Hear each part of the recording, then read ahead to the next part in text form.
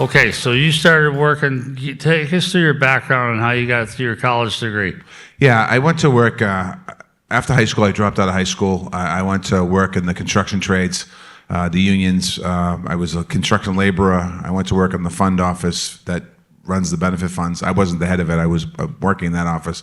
My uncle was active in union politics. I eventually ran for executive board of my local, got elected recording secretary, president, and at the age of 28, I got sober. Up until that point, I had aspirations and dreams and goals of going into politics, and kind of booze was kind of keeping me away from that. I went to detox at the age of 28. I got sober. A year and a half later, I was on the ballot running for office in Massachusetts for the legislature. I got elected. I spent 16 years in the House of Representatives in Massachusetts. I also went back to college and got my degree at Boston College at night at the age of 40. After being a legislator, I ran for mayor of Boston, the longtime mayor of Boston. Tom Menino decided that he wasn't going to run again for another term. He'd been there 20 years.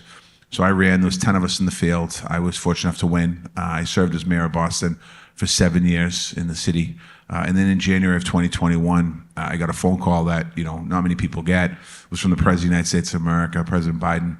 And he asked me if I would serve in his cabinet and become his labor secretary. And you don't say no to the president. I said yes. It was bittersweet. Loved being the mayor. I served in the cabinet for 2 years in the Biden administration, worked on issues like the potential railroad strike that was going to impact Canada, because Canada was going through the same thing. I worked with my counterpart, Seamus O'Regan, here in Canada. And I did that for 2 years. And around December of last year, I got a phone call asking if I'd be interested in having a conversation about the NHLPA. I said I would.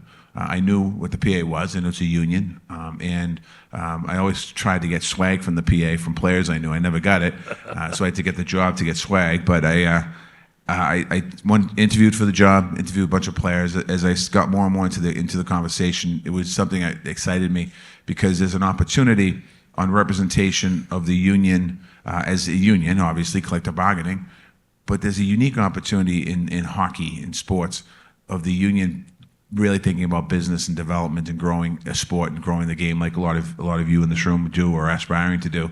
It's such a tremendous opportunity, and I've noticed it in my time in the labor movement.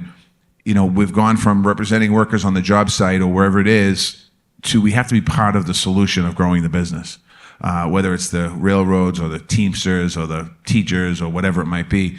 And I think there's a unique opportunity. So that's kind of how I got my path here. When I talked to Brian the first time, I don't know if he remembers this, the first time I talked to him about this job, he says to me, "How you doing?" I said, "Good." I said, "I just want to introduce myself." Yeah, I don't know how the hell you got the job, but good luck.